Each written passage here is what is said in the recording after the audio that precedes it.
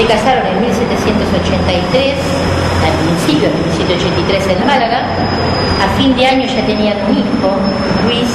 Cuando el chico tenía 5 años, estaban tan apretados económicamente por esta cuestión de que Liniers durante un periodo trabajaba y después se quedaba sin trabajo, que decidieron aceptar una oferta que le habían hecho de venir a trabajar al Río de la Plata y se vinieron. Tardaron 3 meses y medio para llegar de Cádiz. Ella venía embarazada y venía enferma. Llegaron, se fueron a Montevideo y él ahí comienza a trabajar, nace la hijita. El 89 es un año terrible para ellos, terrible. Por un lado porque a él no le pagan los salarios, trabaja pero no le pagan. Después porque en 1789 se produjo la Revolución Francesa y él sabía que la familia corría un grave peligro, porque la familia de los Liniers, como dije yo, pertenecía a la nobleza provinciana que era ultracatólica y por supuesto iban a defender al rey, y es cierto que muchos de los Liniers en Francia murieron defendiendo al rey durante la Revolución y que los temores de Santiago estaban fundados.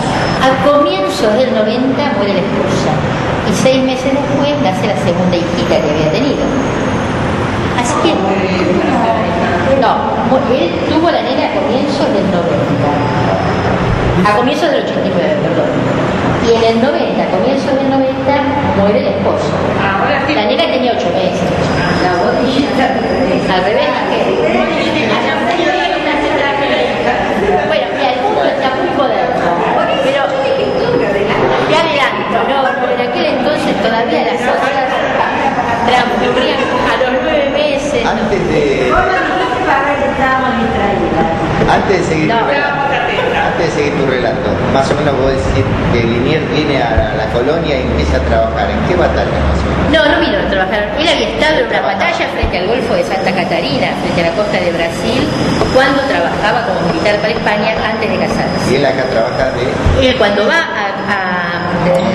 trabajar a Montevideo con Úrsula, va a patrullar la costa del Uruguay. Va a patrullar la costa, que no hubiera navíos ingleses. ¿Ustedes recuerdan cuando estudiamos Fuerte, el problema del fuerte, cómo el fuerte en un momento se lo fortifica, lo que después vimos cuando visitamos el museo, recuerdan el Museo del Bicentenario, que ese fuerte que era muy precario se había hecho en piedra, la parte que daba al río, ¿lo recuerdan? Sí, sí. Bueno, ¿por qué? Porque cada 2 por 3 pasaban los barcos ingleses merodeando, porque Buenos Aires, el Río de la Plata, era una presa muy apetecible.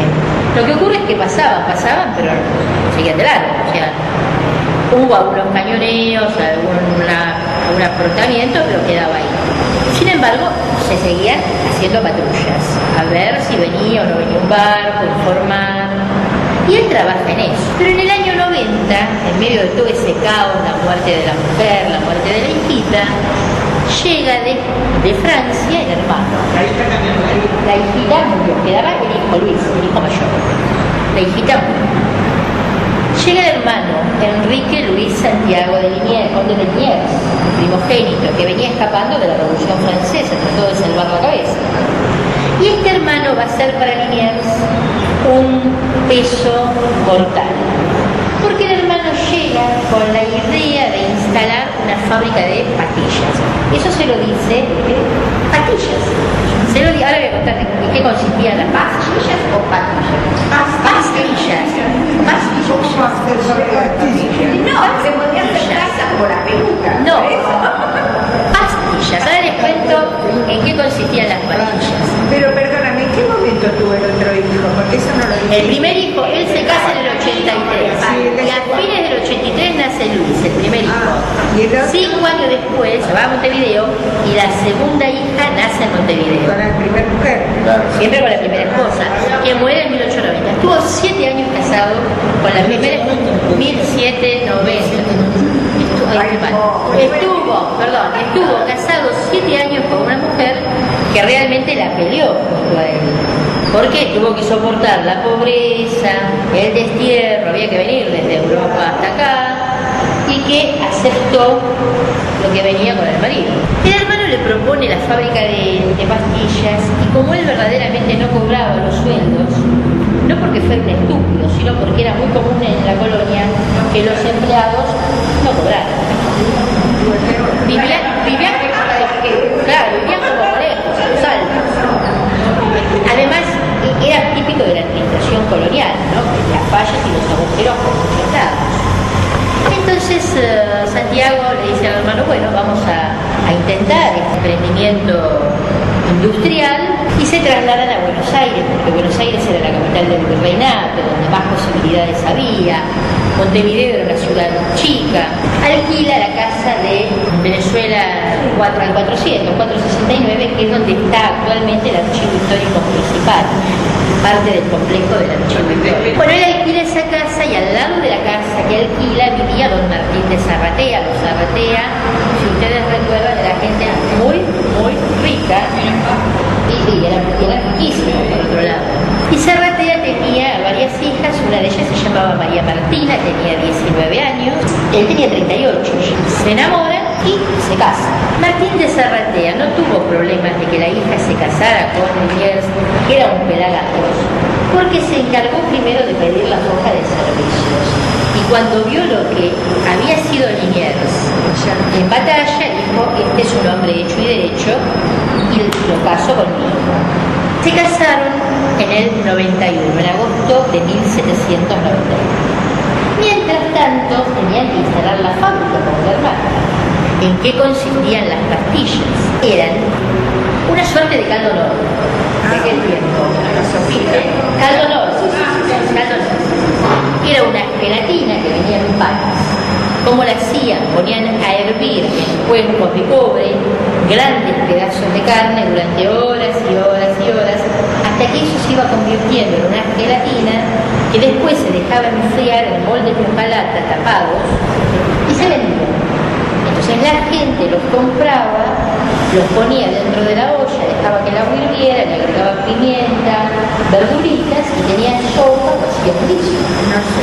Era un caldito nor de Eso se hacía en Europa. Se hacía en Europa, no era un invento. Acá en Argentina no se conocía, pero en Europa, en algunos países se hacía para preservar justamente la comida.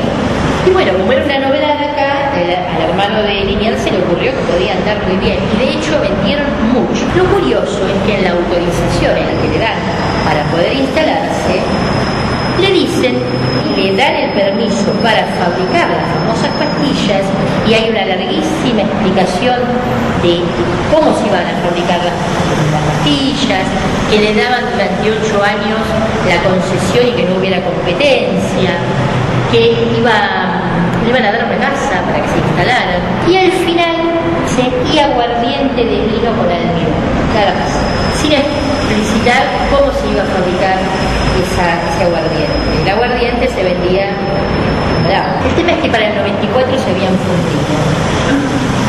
Y Santiago de Liniers quedó con tantas deudas, pero con tantas deudas, que le llevó años y años poder pagarlas.